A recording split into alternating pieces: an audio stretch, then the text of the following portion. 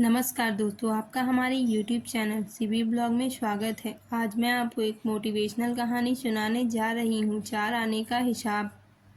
बहुत समय पहले की बात है। चंदनपुर नामक राज्य में बड़ा प्रतापी राजा राज करता था। दूर दूर तक उसकी समृद्धि की चर्चाएं होती थी। उसके महल में हर एक सुख सुविधा की वस्तु उपलब्ध थी, पर फिर भी अंदर से उसका मन अशांत रहता था। उसने कई ज्योतिषियों और पंडितों से इसका कारण जानना चाहा। बहुत से विद्वानों से मिला। किसी ने कोई अंगूठी पहनाई तो किसी ने यज्ञ कराए, पर फिर भी राजा का दुख दूर नहीं हुआ। उसे शांति नहीं मिली। एक दिन वेश बदलकर राजा अपने राज्य की सैर पर निकला।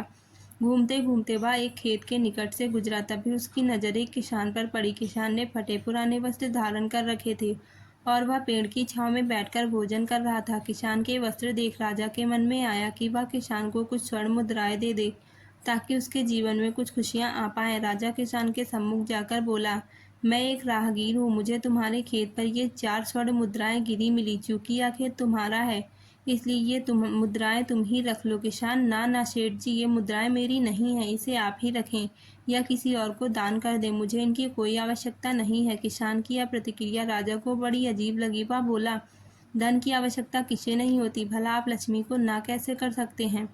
सेठ जी, मैं रोज 4 आने कमा लेता हूँ और उतने में ही प्रसन्न रहता हूँ। किसान बोला, क्या आप सिर्फ 4 आने की कमाई करते हैं और उतने में ही प्रसन्न रहते हैं? यह कैसे संभव है? राजा ने अचरज से पूछा।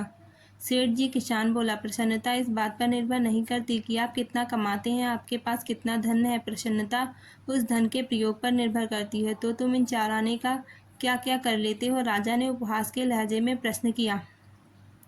किसान भी बेकार की बहस में नहीं पड़ना चाहता था। उसने आगे बढ़ते हुए उत्तर दिया, इन 4 आनों में से एक मैं कुएं में डाल देता हूँ, दूसरे से कर चुका देता हूँ, तीसरा उधार में दे देता हूँ और चौथा मिट्टी में गाड़ देता हूँ।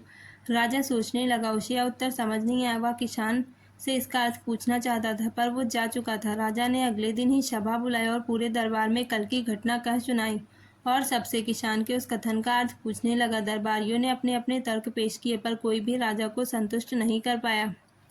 अंत में किसान को ही दरबार में बुलाने का निर्णय लिया गया। बहुत खोजबीन के बाद किसान मिला और उसे कल की सभा में प्रस्तुत होने का निर्देश दिया गया। राजा ने किसान को उस दिन अपने वेश बदलकर भ्रमण करने के बारे में बताया और सम्मानपूर्वक दरबार में बैठाया। मैं तुम्हारे उत्तर से प्रभावित हूँ और तुम्हारे 4 आने का हिसाब जानना चाहता हूँ। बताओ, तुम अपने कमाए 4 आने किस तरह खर्च करते हो, जो तुम इतना प्रसन्न और संतुष्ट रह पाते हो? राजा ने प्रश्न किया। किसान बोला, हुजूर, जैसा कि मैंने बताया था, मैं 1 आना कुएं में डाल देता हूँ, यानी अपने परिवार के भरण पोषण में लगा देता हूँ। दूसरे से मैं कर्ज चुकाता हूँ, यानी इसे मैं अपने वृद्ध माँ बाप की सेवा में लगा देता हूँ। तीसरा, मैं उधार दे देता हूँ, यानी अपने बच्चों की शिक्षा दीक्षा में लगा देता हूँ। और चौथा, मैं मिट्टी में गाड़ देता हूँ, यानी मैं 1 पैसे की बचत कर लेता हूँ, ताकि समय आने पर मुझे किसी से मांगना न पड़े और मैं इसे धार्मिक, सामाजिक या अन्य आवश्यक कार्यों में लगा सकूँ। राजा को अब किसान की बात समझ आ चुकी थी। राजा की समस्या का समाधान हो चुका था। वह जान चुका था कि यदि उसे प्रसन्न एवं संतुष्ट रहना है तो उसे भी अपने अर्जित किए धन का सही सही उपयोग करना होगा। दोस्तों, देखा जाए तो पहले की अपेक्षा लोगों की आमदनी बढ़ी है, परंतु क्या उसी अनुपात में हमारी प्रसन्नता भी बढ़ी है? पैसों के मामलों में हम कहीं ना कहीं गलती कर रहे हैं। लाइफ को बैलेंस बनाना जरूरी है और इसके लिए हमें अपनी आमदनी और उसके इस्तेमाल पर जरूर गौर करना चाहिए। नहीं तो भले हम लाखों रुपए कमा ले, पर फिर भी प्रसन्न एवं संतुष्ट नहीं रह पाएंगे। दोस्तों, आपको कहानी कैसी लगी? अगर पसंद आई है तो एक लाइक, शेयर और चैनल को सब्सक्राइब कीजिए। धन्यवाद।